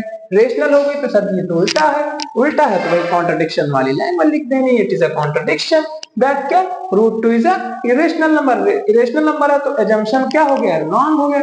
एजम्पशन अगर रॉन्ग हो गया, उल्टा हमने विरोधाभास दिखा दिया, रॉन्ग हो गया, तो राइट अटेम्प्ट क्या, राइट एजम्पशन क्या है, 1/√2 is an irrational number. Clear, आप लोग इसका भी स्क्रीनशॉट ले सकते हैं। स्क्रीनशॉट ले लिया है तो अब अगले क्वेश्चन की ओर हम लोग चलते हैं। अगर कोई भी समस्या है तो आप लोग हमको बेझिझक बता सकते हैं, बता सकते हैं कि नहीं, बिल्कुल बता सकते हैं भैया ना, बता सकते हैं। आपकी सेवा में सदैव हम लोग तत्पर रहेंगे। इसी तरीके से आप लोग चैनल को इसी तरीके से हमारे प्यार देते रहिए, आगे बढ़ाते रहिए और हम लोग आपको आगे बढ़ाते रहेंगे। तो आने वाले समय में आप लोग नाम करेंगे, कैसा नाम करेंगे, रैंकर बनेंगे अपने क्षेत्र में, अपने कॉलेज में, अपने जिले में, अपने स्टेट में, हर जगह आप लोग नाम करेंगे, गारंटी हमारे चैनल की, मैथमेटिक्स से रिलेटेड ना। ठीक है, तो इसका दूसरा क्वेश्चन क्या है, दूसरा क्वेश्चन है 7√5, है ना, 7√5 है। अब इसका दूसरा क्वेश्चन 7√5, इसको भी उसी तरीके से इरेशनल प्रूफ करना है। तो इरेशनल कैसे प्रूफ करेंगे, सेम पहले तो कहानी क्या, let 7√5 is a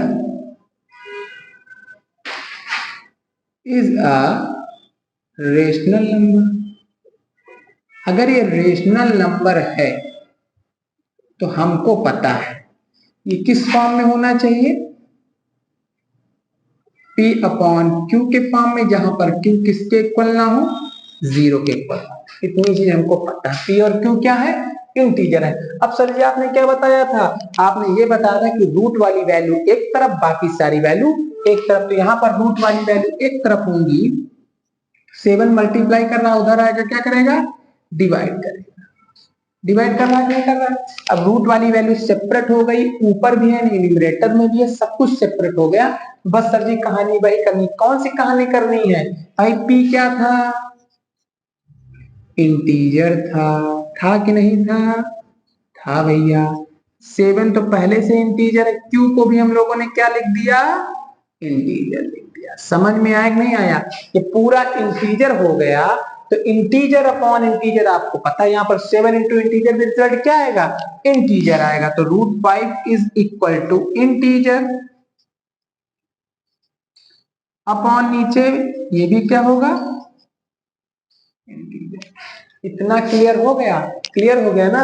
integer upon integer integer होगा, तो सर इंटीजर अपॉन इंटीजर अब लिखा हुआ है तो आपको ये पता है, क्या पता है कि इंटीजर अपॉन इंटीजर होता तो दूसरे फॉर्म में भी लिख सकते हैं, कैसी नंबर, रेशनल नंबर। कुछ देर पहले आप लोग क्लियर कर चुके हैं, क्यों, क्योंकि p अपॉन q के फॉर्म में जो वो हो न्यूमरेटर और यानी कि फ्रैक्शन, ऐसा फ्रैक्शन जहां पर डिनोमिनेटर जीरो ना हो, दोनों फ्रैक्शन जो न्यूमरेटर और डिनोमिनेटर क्या हो, इंटीजर्स हो, तो ऐसी नंबर कैसी नंबर होती है, रेशनल नंबर होती है। और ये जाहिर सी बात है यहाँ पर डिनोमिनेटर जीरो नहीं हो, q को पहले जीरो के इक्वल नहीं माने, ठीक। तो यहाँ पर भी ये जीरो के इक्वल नहीं हुआ, तो आल्सो इसको क्या लिख सकते हैं, √5 इज अ रेशनल नंबर। लिख सकते हैं नहीं लिख सकते हैं,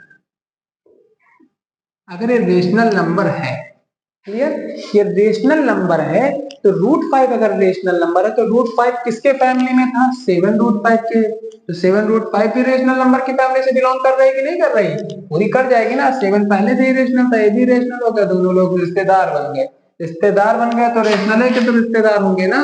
तो 7√5 is a rational number. R से रिश्तेदार और आर से रेशनल नंबर, ऐसे समझ लो। समझ में आया कि नहीं आया, आ गया, आ गया भाई। 7√5 इज अ रेशनल नंबर। अगर रेशनल नंबर सर जी फिर ही उल्टी बात हो तो उल्टा तुम लोग को प्रूव करना था, कॉन्ट्रडिक्शन दिखाना था। कॉन्ट्रडिक्शन चलिए दिखा देते हैं, but it is a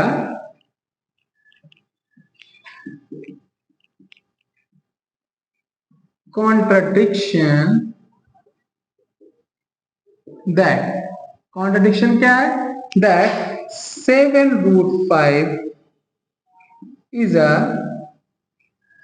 rational number. ये रेशनल नंबर है ना, तो ये कॉन्ट्रडिक्शन हुआ, विरोधाभास का इसका उल्टा हुआ ना। अगर ये विरोधाभास हुआ, उल्टा हुआ, विरोध हो गया इसका, तो क्या हो गया, अपना एजम्पशन तो रॉन्ग हो गया ना, जो हम लोग ने माना था। So our assumption is wrong. अगर अपना एजम्पशन रॉन्ग हो गया तो राइट एजम्पशन क्या हुआ, देयरफॉर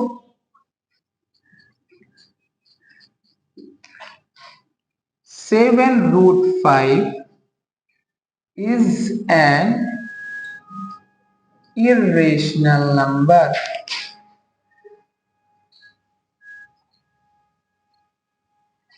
समझ में आ गया, कोई दिक्कत तो नहीं, क्लियर। सेम कहानी जैसे सारे क्वेश्चंस में थी उसी प्रकार से थी। रूट वाली वैल्यू हम लोगों ने एक तरफ करनी चाहिए, तो जो 7 इधर मल्टीप्लाई कर रहा था उधर जाएगा डिवाइड करेगा।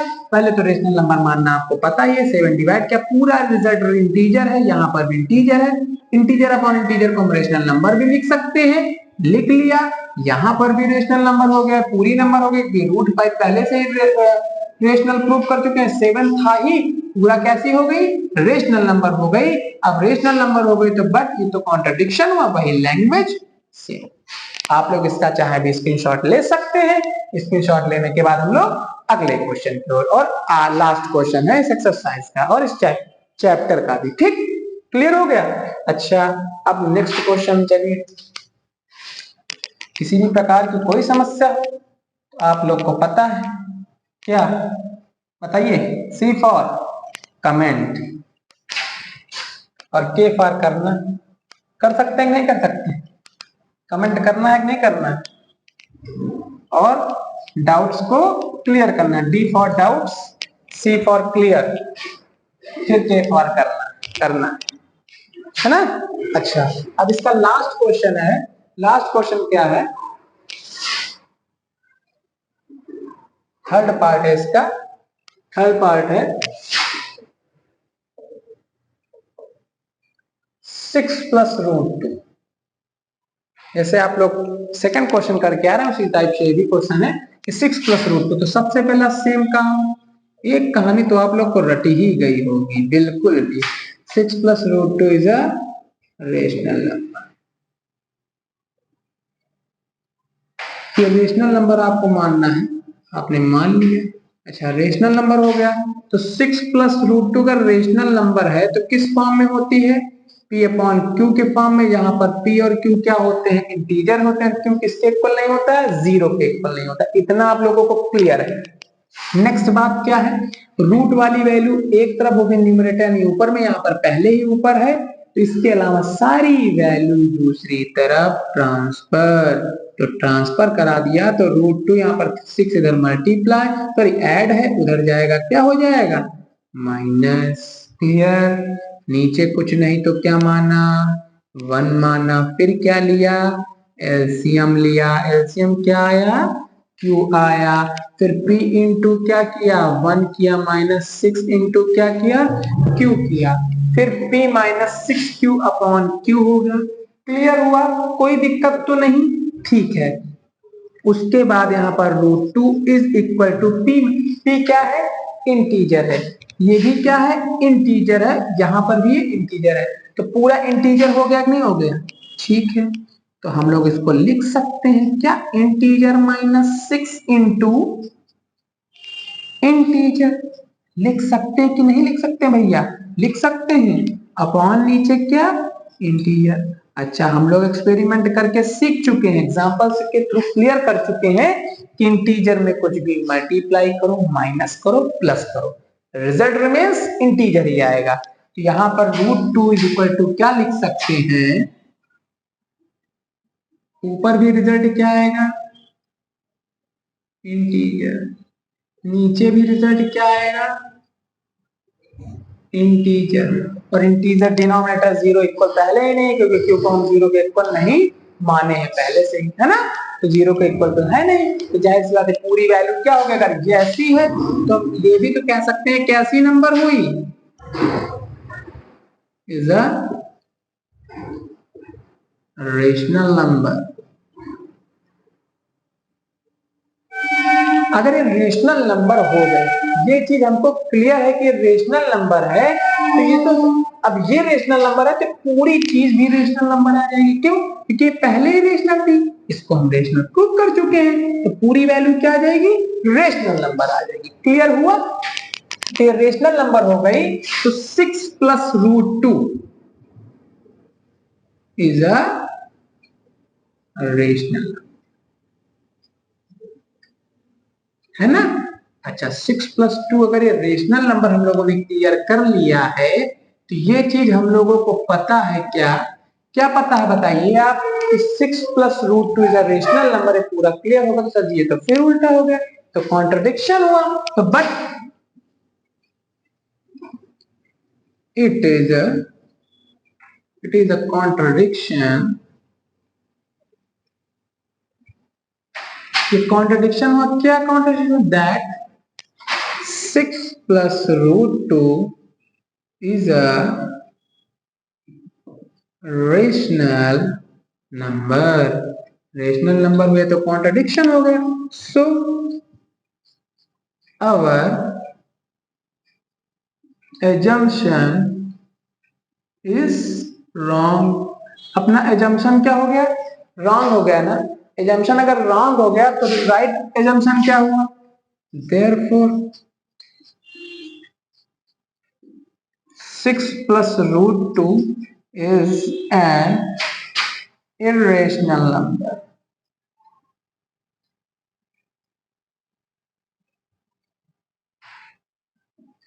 ठीक, तो हाँ ये क्या हो गया? अपना एजम्पशन रॉन्ग था, तो राइट क्या था? Irrational number. सेम कहानी जैसे सारे क्वेश्चंस में की, इसमें वही करना था। 6 प्लस रूट 2 को हम लोगों ने सबसे पहले क्या माना? रेशनल माना। रेशनल होता तो P अपॉन Q के फॉर्म में होता। P और Q इंटीजर होते हैं, Q किसके इक्वल नहीं होता है? 0 के इक्वल नहीं होता है। ठीक है। उसके बाद यहाँ पर रूट वाली वैल्यू न्यूमरेटर में यानी ऊपर हो, एक साइड में हो तो एक साइड में सेपरेट कर लिया, बाकी सबको दूसरी तरफ भेज दिया। 6 इधर प्लस का था, उधर जाएगा माइनस का हो गया। क्यों यहाँ पर क्या कर रहा है, नीचे एलसीएम ले लिया, p into 1 q into 6 that is equal to 6q। अब मुझे क्लियर हुआ। इसके बाद हम लोगों ने क्या किया, p भी इंटीजर था, q भी इंटीजर था, नीचे भी था। मुझे हम लोग एग्जांपल के थ्रू क्लियर कर चुके हैं कि इंटीजर में इंटीजर कुछ भी माइनस करो, मल्टीप्लाई करो, रिजल्ट रिमेंस इंटीजर ही आएगा। तो रूट 2 को लिख सकते हैं, ऊपर वाले को पूरा इंटीजर, ये भी इंटीजर। इंटीजर अपॉन इंटीजर मुझे पता है क्या होती है, रेशनल नंबर। अगर डिनोमिनेटर जीरो नहीं है, यहाँ पर जीरो नहीं होगा क्योंकि q को पहले जीरो के इक्वल नहीं माने है ना, q does not equal to zero. तो integer upon integer rational number हो गए। रूट 2 रेशनल हो तो जाहिर सी बात है पूरी चीज भी रेशनल नंबर हो गई। क्यों रेशनल नंबर हो गई, क्योंकि रूट 2 रेशनल नंबर प्रूव कर चुके हैं, 6 पहले से ही रेशनल नंबर पूरा हो गया। ये तो सर जी कॉन्ट्रडिक्शन हो गया, आपको उल्टा बताना तो मुझे तो दिखाना था, तो हमने कॉन्ट्रडिक्शन कर लिया। It is a contradiction. Contradiction क्या हुआ, contradiction that 6 plus root 2 is a rational number. Rational number आप अपनी लैंग्वेज में भी लिख सकते हैं। So our assumption is wrong. हमारा एजम्पशन क्या हो गया, रॉन्ग हो गया ना, अवर एजम्पशन इज रॉन्ग। तो राइट एजम्पशन क्या हुआ, 6 plus root 2 is an irrational number. किसी भी प्रकार की कोई समस्या हमारे हिसाब से नहीं होनी चाहिए। आप इसका स्क्रीनशॉट ले सकते हैं। ले लिया, ठीक है। आपकी एक्सरसाइज 1.2 और चैप्टर 1 कंप्लीट होता है। और बच्चों आपका जो पिछली प्रीवियस वीडियो थी एक्सरसाइज 1.1 में, जहां पर, तब इसको हम इरेज कर लें, जहां पर टाइम ड्यूरेशन आप देखेंगे जब 16 मिनट्स और 50 सेकेंड होते हैं, तो वहां पर हमने 5005 का फैक्टराइजेशन बताया था ना, प्राइम फैक्टर्स से बताया भी था, है ना। तो वहां पर जो मिस प्रिंट हो गया था, मिस प्रिंट नहीं, सॉरी मिस राइट हो गया था हमसे, वहां पर वो जो मिस राइट हुआ था, हालांकि मेंशन मैंने कमेंट बॉक्स में उसको पिन भी कर दिया है, लेकिन उसके अलावा भी आपको हम बताए भी देते हैं। कैसे बताए देते हैं, जो 5005 का था, 5005 इसका था कि नहीं था, तो इसको सबसे पहले हम लोगों ने किससे डिवाइड किया था, वहां पर किया था 3 1 जा 3 क्या हो जाएगा, 2 5 3 6 जा 18 ना, 5 से किया था ना, लास्ट में 5 था, ठीक है। तो 5 1 जा 5, फिर 0, फिर 0, 5 1 जा 5, किया था कि नहीं किया था, किया था।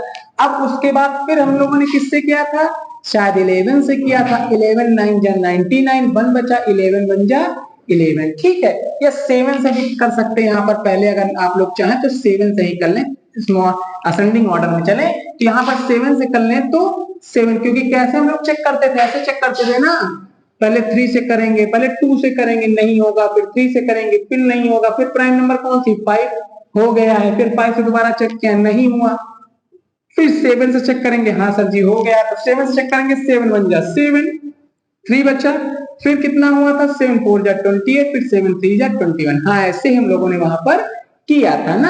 अब उसके बाद 7 से दोबारा चेक किया, नहीं हुआ, 9 प्राइम नंबर है ना, 11 से चेक किया तो हाँ सर जी हो गया, तो 11 से चेक किया था, तो 11 1 जा 11, 3 बचा था, 11 1 जा 11, यहाँ पर 3 बचा, 11 3 जा 33, है ना, ये कर लिया था। उसके बाद हम लोगों ने सर जी 11 से तो कटेगा नहीं, उसके बाद डायरेक्ट 13 कैसी नंबर थी, प्राइम नंबर थी, तो हम लोगों ने क्लियर कर लिया था ना। इतना हम लोगों ने वहां पर सही राइट किया था। जब प्राइम फैक्टर्स लिखे थे, प्राइम फैक्टर्स ऑफ 5005 लिखा था, तो यहाँ पर 5 इंटू 7 इंटू 11 इंटू यहां पर 13 की बजाय 17 लिख दिया था ऐसे, तो मिस राइट हो गया था। तो राइट यहाँ पर तो हम लोगों ने सही किया था, यहाँ पर मिस राइट हो गया था, तो ये राइट होगा क्या 13, है ना। हालांकि आप लोग समझ गए होंगे कि यहाँ पर 13 लिखा था, लेकिन फिर भी अगर नहीं समझ पाए हैं तो इसीलिए हमने इस वीडियो में आपको बता दिया। एक हमारे ही छात्र ने, शिवांशु ने, उसने कमेंट किया, उसने बताया, तो हम लोगों ने इसमें जो है क्लियर किया ना कि नहीं मिस राइट है नीचे, तो यहाँ पर भी नीचे राइट करके राइट अटेम्प्ट राइट लिख दिया जाए ना, जिससे आप लोगों को कोई समस्या या परेशानी ना हो, है ना। आप ही लोगों के लिए तो सही सही एकदम बताना है कि नहीं बताना है, ठीक। हालांकि आपको प्राइम फैक्टराइजेशन भी आ गया होगा, एक्सरसाइज आपकी 1.2 भी आ गई होगी, चैप्टर 1 आपका कंप्लीट होता है क्लास 10th का। जो भी आपका इसे, और आज आपको होमवर्क भी तो देना है कि नहीं देना है, तो होमवर्क अगर हम लोग देना चाहें तो अगर हम 2 होमवर्क दे देते हैं, 2 क्वेश्चन आपको उसके बाद बताते हैं prove that √3 is an irrational, HW तो लिख लें, इर्रेशनल नंबर। और दूसरा होमवर्क है इसी का, prove that √7 is an irrational number, है ना। आप लोगों को दो चीज क्लियर हो गई है, prove that √3 is an irrational number और prove that √7 is an irrational number. आपको दोनों चीज प्रूव करनी है, कमेंट बॉक्स में आपको पिन कर देना, बता देना है कि कैसे √3 और √7 को इरेशनल नंबर हम लोग प्रूव करते हैं। ठीक है, इतनी चीज हम लोगों को क्लियर हो गई है ना। तो आप लोग पढ़ चुके हैं पूरी एक्सरसाइज में, तो आपको दोनों क्वेश्चन बिल्कुल आसान लग रहा है। आपके बोर्ड के एग्जाम के रिस्पेक्ट में भी इंपॉर्टेंट है। हमने जानबूझकर आपको नहीं कराए कि आप लोग भी तो कुछ मेहनत करेंगे, पता चलेगा कि समझ में आ रहा है कि नहीं आ रहा है कि नहीं, सर जी कुछ ऐसे ही पढ़ा दिए ना। ये आपका, और आपके जो पिछले एक्सरसाइज या पिछले चैप्टर का जो पिछली एक्सरसाइज का होमवर्क था, ये होमवर्क एक साथ आपको संडे को वीडियो बनाकर अपलोड कर दिया जाएगा। तो संडे को हमारा और सुधांशु सर जो भी दोनों क्लासेस से रिलेटेड, क्लास 9 और क्लास 10 से रिलेटेड जो भी होमवर्क दिए गए हैं, हफ्ते में, वीकेंड में, लास्ट में संडे को जो है अपलोड कर दिए जाएंगे। संडे आपकी क्लास नहीं, केवल होमवर्क की ही क्लास अपलोड होगी, है ना। तब तक आप लोग कमेंट में लगातार कमेंट करते रहें और अपना सोल्यूशन देते रहें। देखें कितने बच्चों को समझ में आया है, कितने बच्चों को नहीं। क्लियर हुआ? उम्मीद करते हैं सब कुछ समझ में आ गया होगा। तब भी अगर कोई भी दिक्कत हो तो आप कमेंट हम लोगों को कर सकते हैं। चैनल को इसी तरीके से प्यार देते रहिए। अगला चैप्टर जो आपका चैप्टर 2 है क्लास 10 का, वो आपके सुधांशु सर पढ़ाएंगे, है ना। और मैं क्लास 9 का चैप्टर 2 पढ़ाऊंगा। ठीक है, तो इसी प्रकार से अल्टरनेट चलता रहेगा। आपको जो भी कोई भी प्रकार की समस्या हो आप कमेंट कर सकते हैं और हमारे चैनल को इसी तरीके से लगातार आगे बढ़ाते रहे। जिस प्रकार से आप लोगों ने इतना कम समय में इतना प्यार दिया है, उसी तरीके से आप लोग लगातार प्यार देते रहिए। हम लोगों का हौसला भी बढ़ाते रहिए। हम लोगों को चैनल को प्यार देंगे तो हम लोग आपको अच्छे से, खूब अच्छे से टीचिंग करते हुए चलते आएंगे ना, और आपका रिजल्ट एकदम बिल्कुल आसमान में उड़ेगा ना। तो उसी प्रकार से चैनल को लाइक करिए, वीडियो को लाइक करिए, वीडियो में कमेंट कीजिए, शेयर कीजिए, चैनल को सब्सक्राइब कीजिए, अपने सभी मित्रों से भी करवाइए। इतना ही चाहते थे, लाइक कमेंट सब्सक्राइब, सबका जय।